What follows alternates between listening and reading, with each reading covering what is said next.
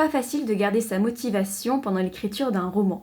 Lorsqu'on commence, généralement, on est prêt à conquérir des montagnes, on se dit que cette histoire est beaucoup trop géniale pour qu'on arrête de travailler dessus, mais il arrive que cet entrain diminue au fur et à mesure.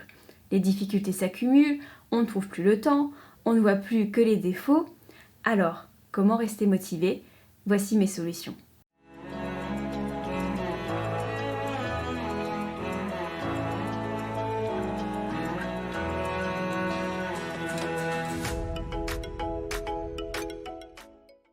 Bonjour à tous, je m'appelle Christelle Lebailly et je suis ravie de vous retrouver sur ma chaîne. Je ne sais pas si vous avez remarqué, mais depuis le début de l'année, je traite les questions qu'on me pose le plus souvent et visiblement, ça a l'air de vous plaire. J'en suis ravie vraiment, mais que ceux qui préfèrent les conseils plus techniques ne désespèrent pas, je vais y revenir. D'ailleurs, si vous avez des idées de sujets, de vidéos, n'hésitez pas à me les mettre en commentaire.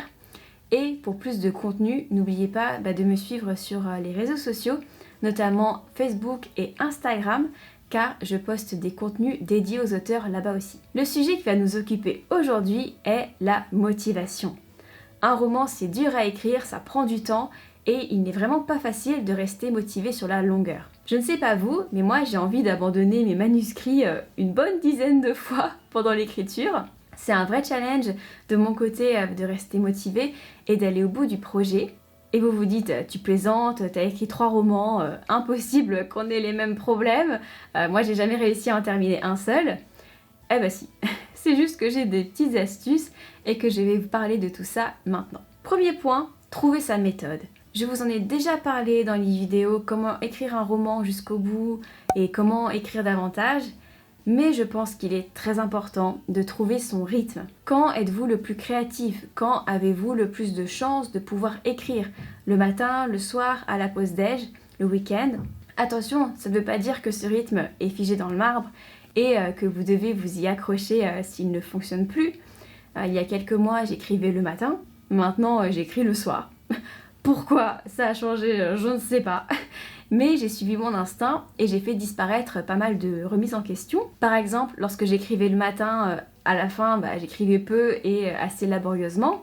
Et forcément, lorsqu'on sait qu'on va galérer pendant la séance d'écriture, on n'a pas trop envie de s'y mettre.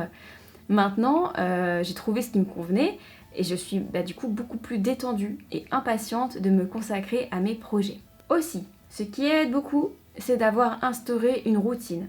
C'est-à-dire que je bloque la séance sur ma journée. Je sais qu'à 17h, je vais commencer à écrire. Alors, je commence un peu avant par me relaxer, prendre mes distances avec tous les soucis, tout le travail que j'ai accompli durant ma journée. Je traîne sur les réseaux sociaux pour voir ce qui se passe. Et comme ça, en même temps, c'est fait. Je ne suis pas tentée d'y revenir pendant la séance d'écriture. Je grignote un peu, range mon espace de travail, relis mes notes, les paragraphes que j'ai écrits la veille. Et en fait, tout ça me fait doucement glisser dans la bonne ambiance pour travailler. C'est mon moment à moi, et plutôt de le voir comme un impératif en mode « Allez, mets-toi à ton bureau, ouvre ton fichier, et plus vite que ça », je prends le temps de me mettre dans le bon état d'esprit. Généralement, j'écoute de la musique en écrivant. Alors, je vais chercher la playlist idéale pour le passage que je dois écrire. Je mets mes écouteurs, j'écoute un morceau ou deux histoire de me sentir inspirée. Et hop, je commence à écrire. Deuxième point, penser positif. Je sais pas vous, mais j'ai tendance à me concentrer sur mes lacunes, mes erreurs, le négatif en général, plutôt que sur le positif et sur mes victoires. Je ne suis pas la seule à être comme ça, la plupart des humains doivent être configurés ainsi. Au lieu de penser à ce chapitre 3 qu'on a enfin bouclé, on pense à tout le retravail qu'il va y avoir derrière, qu'on aurait dû le finir il y a une semaine. Bref, on n'est jamais content. Et ce n'est pas étonnant qu'à force de se dire ce genre de choses, on ne soit plus motivé. Vous ne diriez jamais tout ça à quelqu'un d'autre, un ami auteur qui vous parle de son projet. Vous ne seriez pas là, mais t'es en retard sur ton planning, t'es trop mauvais. Alors pourquoi? Vous le dire à vous. Pour penser positif, je vous conseillerais de vous donner des petits objectifs tous les jours, définis en fonction de vos capacités. Si vous savez que vous pouvez écrire 500, 1000, 2000 mots par jour, définissez-le clairement comme objectif et suivez votre progrès dans un carnet. C'est ce que j'ai fait pendant le NaNoWriMo et je dois dire que ça m'a beaucoup aidé. Il n'est pas question de culpabiliser lorsqu'on n'arrive pas à atteindre son objectif du jour, mais plutôt de célébrer chaque avancée qu'on a faite. Et je vous garantis que lorsqu'on voit la liste des jours et des mots écrits qui s'agrandit, on ressent une certaine fierté qui nous pousse à continuer. Ensuite, n'hésitez pas à vous lancer dans un journal de bord d'écriture. Alors, qu'est-ce que c'est ? C'est un carnet où vous allez faire un compte-rendu de vos progrès, de vos difficultés. Vous pouvez le faire tous les jours ou faire un bilan de la semaine. Ça peut être rapide ou détaillé, comme vous voulez, mais plus vous prendrez le temps de vous rendre compte qu'au final, vous faites de votre mieux, moins vous fustigerez. C'est facile de s'insulter mentalement lorsqu'on n'a pas écrit tel soir ou qu'on pense être nul parce qu'on n'arrive pas à dépasser tel chapitre. Mais il faut passer au-dessus de ça et voir ce qui cloche pour avancer. Le journal de bord vous obligera à faire une pause, à réfléchir pourquoi vous êtes bloqué à tel chapitre, pourquoi vous n'avez pas pu écrire tel soir. Il célébrera également vos victoires. Lorsque vous aurez fini cette scène qui vous angoissait tant parce que vous ne saviez pas comment la prendre. De plus en plus, j'essaie d'avoir ce recul sur moi-même, sur ce que je fais. Je tiens un journal tous les jours et je vous garantis que ça aide à maintenir le cap dans les périodes troubles. On se concentre sur le positif, on constate notre avancée, même si elle n'est pas immense, et ça fait du bien. Enfin, une dernière façon de rester motivé, positif et d'aller jusqu'au bout de son manuscrit, c'est la visualisation. Peut-être êtes-vous tenté de me dire c'est un peu wouhou tout ça, moi je crois pas à ces trucs. Rassurez-vous, je suis la personne la plus sceptique qui soit sur tous ces sujets, mais je dois reconnaître que la visualisation, ça marche pas mal. Alors, en quoi ça consiste ? C'est imaginer, mais vraiment en détail, un événement qu'on attend impatiemment. Par exemple, écrire le mot fin dans son manuscrit.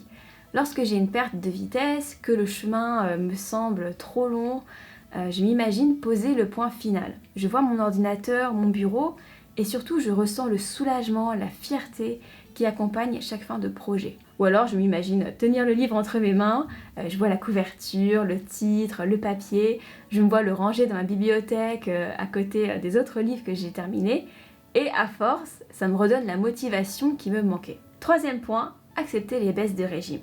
Oui, il y aura toujours un moment où ça n'ira pas. Même si vous tenez un journal, que vous faites de votre mieux, il est probable qu'à un moment, ou même plusieurs, vous ayez envie d'abandonner. Et il va falloir accepter ça. Tous les auteurs, ou presque, ont de grands moments de doute. Vous n'êtes pas seul. Comme je l'ai dit, écrire un roman, c'est difficile et c'est long. Ça impose une certaine rigueur de rester derrière son clavier, alors qu'on pourrait faire comme tout le monde et regarder la télé.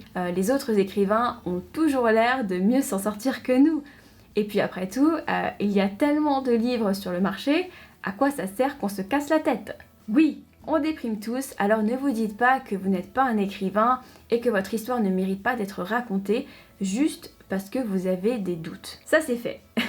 Une fois que vous avez bien enregistré que tout ceci est normal, demandez-vous s'il y a une raison particulière à votre perte de motivation. Êtes-vous fatigué à cause de votre travail ? Avez-vous l'impression que votre manuscrit ne mène nulle part ? Redoutez-vous une scène en particulier ? Avez-vous peur que votre manuscrit soit trop mauvais ? Souvent, on fonce dans le tas, on essaye d'écrire nos 1000 mots, peu importe nos problèmes, et on s'en veut lorsqu'on n'y arrive pas. Mais c'est comme vouloir courir un marathon avec une jambe cassée. Lorsque vous avez un problème de santé, vous écoutez votre corps et vous vous ménagez, ou vous allez voir un médecin. Alors pourquoi, lorsque vous avez du mal à écrire et que votre motivation est au plus bas, vous ne vous écoutez pas ? Vous trouvez que votre manuscrit manque d'un petit quelque chose ? C'est possible, mais ce n'est pas la fin du monde. Il y a des solutions techniques pour ça. Allez voir par exemple mes 2 vidéos de la checklist d'une bonne histoire. J'ai également fait 2 petits guides gratuits, téléchargeables, sur comment écrire et publier un roman. Pour les recevoir, il vous suffit de vous abonner à ma newsletter sur mon site internet www.christelleveillyauteur.com. Acceptez les baisses de motivation et demandez-vous si elles n'indiquent pas un autre problème qui a besoin d'être résolu. Bien souvent, c'est le cas et on peut y faire quelque chose. Le journal peut vous aider à prendre le temps nécessaire pour y réfléchir et bien souvent, écrire est très thérapeutique, mais ça on le sait, on est auteur. Et si vraiment c'est impossible d'écrire, vous avez besoin d'une pause, il n'y a rien de mal à ça. Essayez juste de rester dans votre histoire si vous vous en sentez capable. Penchez-vous sur vos personnages, passez un peu de temps à les imaginer dans votre tête, revisitez les lieux que vous avez créés, savourez tout cet univers, cette création qui est sortie de votre tête. Ne pensez pas forcément à votre plan, sinon vous risquez de replonger dans vos difficultés. Mais peut-être qu'à force de vous imprégner de votre histoire, de nouvelles pistes apparaîtront, des solutions à vos problèmes, et vous retrouverez votre enthousiasme. Voilà, c'est tout pour aujourd'hui. J'espère que cette vidéo vous a plu. Comme d'habitude, n'oubliez pas le like, l'abonnement, ni le partage de la vidéo si elle vous a aidé. Moi, je vous dis à la semaine prochaine. Écrivez bien. Bye.